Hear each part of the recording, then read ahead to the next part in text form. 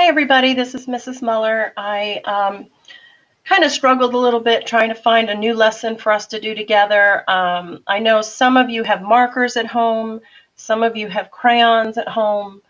Whatever it is, colored pencils, paints even, whatever you have at home you may use for this project. I'm going to use watercolor today, but you can use anything that you have at your house. This project will work with any medium that you want to use. So today we're going to be talking about the use of concentric circles. I wrote it right here. Concentric circles means circles that get smaller and smaller and smaller inside of itself. There are a few artists that used concentric circles repeatedly in their artwork. One is, I wrote it right here, Vasily Kandinsky, and he did his artwork during the late 1800s to the 1930s.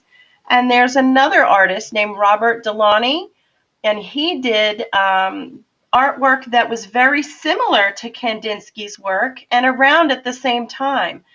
Some optical illusion artists also use concentric circles in their artwork, but we're going to focus on these two gentlemen here. Concentric circles can be used in artwork in many different ways. These two particular artists use concentric circles in a very beautiful way. This was a style of art called abstract, and that's where you take shapes and designs, and it doesn't really represent anything in particular. It's just shapes and designs mixed with color. So here, this is one of Vasily Kandinsky's art paintings of concentric circles. You can see there's two layers of circles here. I'll raise it up a little bit so you can see it better. He did a series of paintings using circles, and I'm going to swipe over so you can see the next one. This one has a painted background so that the circles are very bright. But you can see that he overlapped some of them, and he used more than one. In this one up here, he used more than one. Those are called concentric circles, and they get gradually smaller or larger inside of itself. And here is a color theory painting he did where he's experimenting with different colored rings around itself. This is a very famous painting, actually. And then this one, he used circles inside of one large circle, and then he also added some line. I don't know if you can see. He added different lines in there. So this is Kandinsky's work. And then there's another artist named Robert Delaunay, and I want to swipe over and show you how similar his work is, also using concentric circles. And then here's another painting.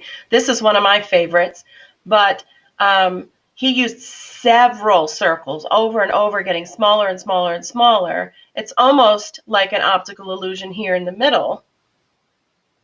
And this is a color study, I guess, using line and circles. And then this is another one of my favorites.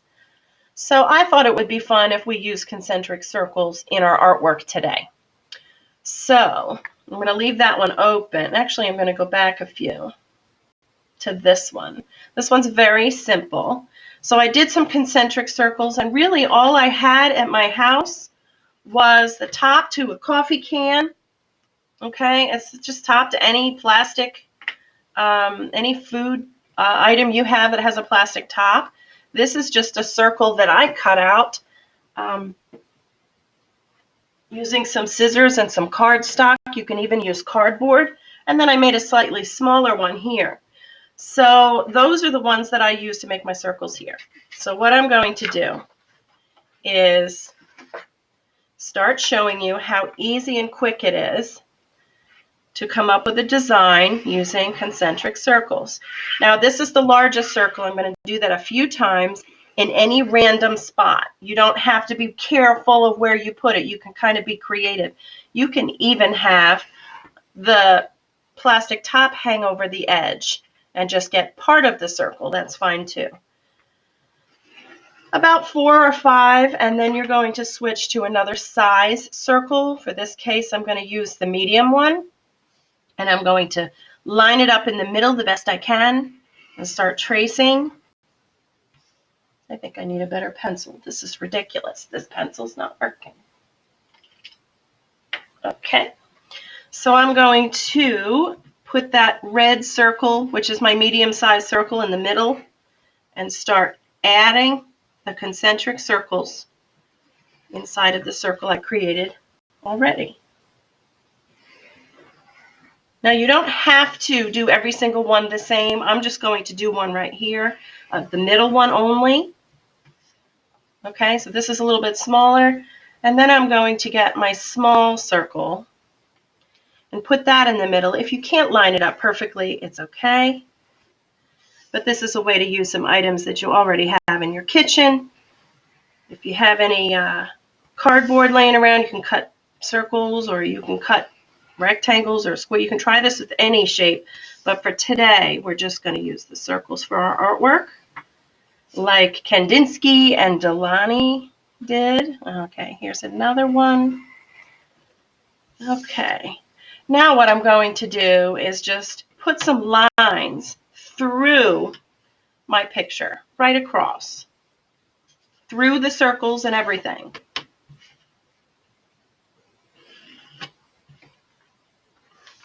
Okay, this is an abstract picture because we're just using shapes and line. It doesn't really represent anything. You can't look at it and say, oh, there's a car. It really doesn't represent anything but shapes and lines and color once we start adding color. Okay, once you're done with this, you're going to trace all your circles and all your lines with black Sharpie. And this is what you should end up with. This is a little bit different than the one I just did, but that's okay. Every time you do it, it'll be a little different. Okay, so now that I have my design completely finished, I'm going to start adding some color. And like I said, I'm using watercolor. You can go ahead and use marker if that's what you have at your house. Use marker. If you only have crayon, just color them in.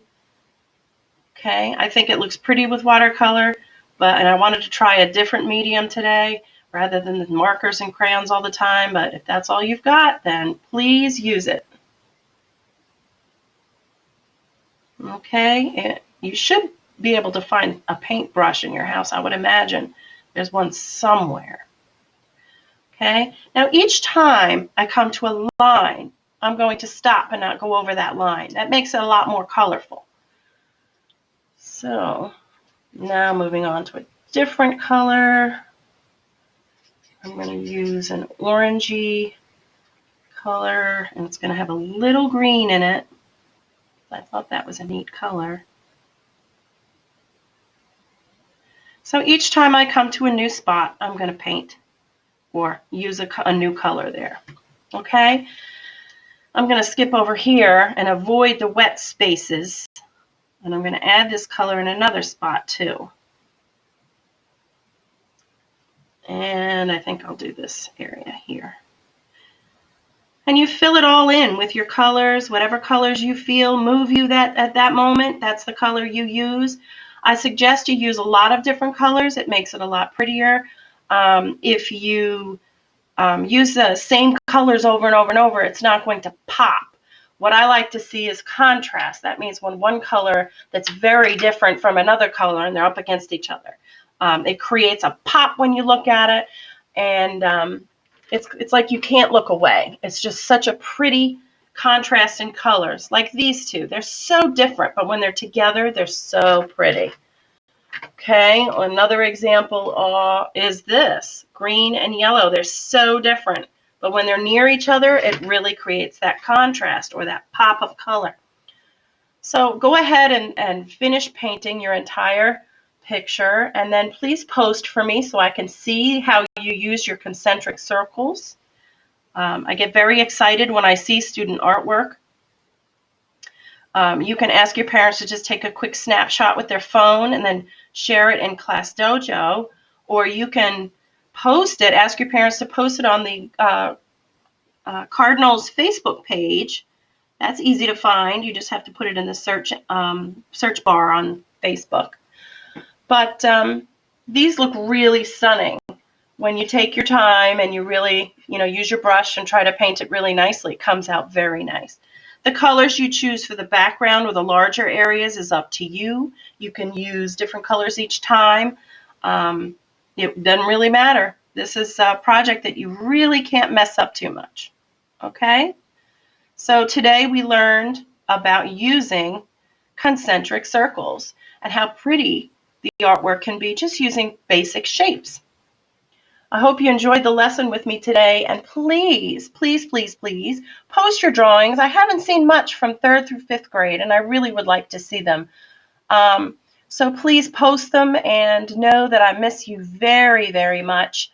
But I'm really excited that I can send these links out to you and you can enjoy having fun doing art lessons with me, even though we're not together.